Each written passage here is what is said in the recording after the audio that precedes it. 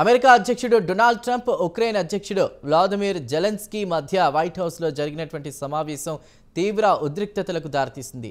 Media సమక్షంలోనే ఇద్దరు దేశాధినేతలు ఒకరితో ఒకరు వాగ్వాదానికి దిగారు. ఫలితంగా ఉక్రెయిన్ ప్రతినిధి బృందాన్ని శ్వేత సౌధ నుంచి బయటకు పంపారు. ఇంతకీ అమెరికా ఏం చేయబోతోంది, ఉక్రెయిన్ ఏమి డిమాండ్లు పెట్టిందో ఈ స్టోరీలో చూసేద్దాం.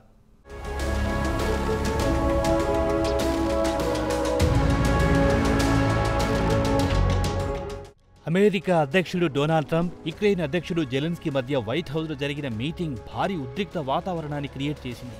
ఈ అంశంలో మీడియా సమక్షంలోనే ఇద్దరు దేశాధినేతలు వాగ్వాదానికి దిగారు. ఫలితంగా యుక్రెయిన్ టీం మొత్తాన్ని వైట్ హౌస్ నుంచి సిబ్బంది బయటికి పంపారు.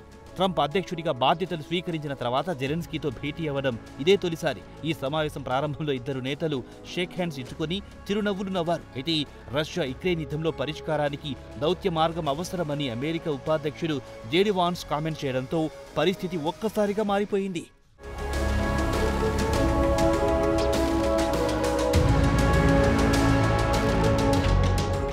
అమెరికా ఉపాధ్యక్షుడు జేడీ వాన్స్ మాట్లాడుతూ, గతంలో రష్యాకు వ్యతిరేకంగా గట్టిగా మాట్లాడిన జో బైడెన్ కారణంగా పుతిన్ యుక్రెయిన్పై దాడి చేశారని, దౌత్యం ద్వారా శాంతి సాధ్యమని సూచించారు. దీనికి జెలెన్స్కీ స్పందిస్తూ 2014లో పుతిన్ క్రిమియాను ఆక్రమించారని, అప్పటి అమెరికా నాయకులు బరాక్ ఒబామా, ట్రంప్లు పుతిన్ను అడ్డుకోలేకపోయారని గుర్తు చేశారు.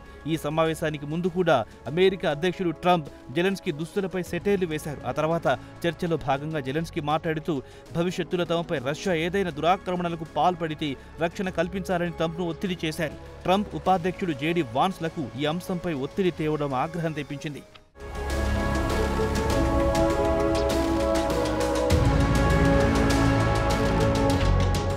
దీంతో ఇప్పటికే యుక్రెయిన్ అతిపెద్ద సమస్యల వలయంలో చిక్కుకుందని, దీని నుంచి గట్టెక్కడం అసాధ్యమని ట్రంప్ హెచ్చరించారు. ఈ క్రమంలోనే ఇరువురు దేశాధినేతల మధ్య మాట పెరిగి అది వాగ్వాదంగా మారిపోయింది. దీంతో యుక్రెయిన్ అధ్యక్షుడు జెలెన్స్కీ అమెరికా ఖనిజాల ఒప్పందంపై సంతకం చేయకుండానే వైట్ హౌస్ నుంచి వెళ్లిపోయారు.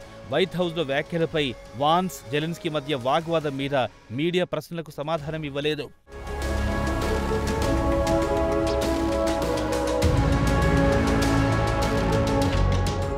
ఇంతకీ వైట్ హౌస్లో ఏం జరిగిందంటే, యుద్ధం సమయంలో ప్రతి దేశం సమస్యను ఎదుర్కొంటుందని, భవిష్యత్తులో మీరు కూడా అనుభవిస్తారని అన్నారు. దీనికి ట్రంప్ కోపంతో స్పందిస్తూ, మీరు లక్షలాది జీవితాలతో ఆడుకుంటున్నారని, ఇది మూడో ప్రపంచ యుద్ధానికి దారితీస్తుందని ట్రంప్ హెచ్చరించారు. ఈ ఘర్షణ తర్వాత శ్వేత సౌధం సిబ్బంది యుక్రెయిన్ బృందాన్ని బయటికి పంపారు. జెలెన్స్కీ విసుగ్గా బయటికి వెళ్లిపోతున్న వీడియోలు సోషల్ మీడియాలో వైరల్ అయ్యాయి.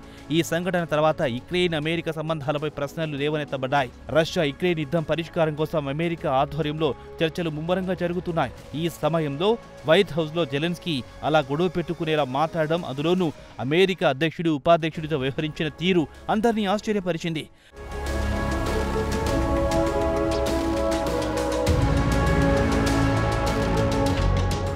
మరోవైపు జెలెన్స్కీ బ్లాక్ టీషర్ట్, ప్యాంట్ ధరించి వైట్ హౌస్ కు రావడంపై ఓ విలేకరి మాట్లాడుతూ, అత్యున్నత స్థాయి గల ఓవల్ ఆఫీస్ కు యుక్రెయిన్ ప్రెసిడెంట్ క్యాజువల్ డ్రెస్ లో రావడానికి కారణమేమిటి? మీరెందుకు సూట్ వేసుకురాలేదు? మీకు సూట్ ఉందా అని ఆయన ప్రశ్నించారు. దీనికి యుక్రెయిన్ అధ్యక్షుడు సమాధానమిస్తూ, రష్యాతో యుద్ధం ముగిసిన తర్వాత వేసుకుంటాను, అది మీ సూట్ వంటిది కావచ్చు, అంతకంటే మంచిది కూడా కావచ్చని అనడంతో మీడియాతో సహా అక్కడున్న వారంతా నవ్వేశారు.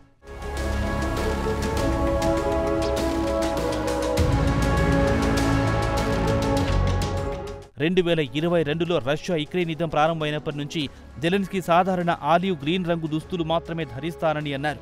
యుద్ధంలో తమ సైనికుల త్యాగాలకు గుర్తుగా ఈ దుస్తులు ధరిస్తున్నట్టు పేర్కొన్నారు. నాటి నుంచి ఏ సమావేశానికి హాజరైనా ఆయన సాధారణ దుస్తులు మాత్రమే ధరిస్తున్నారు.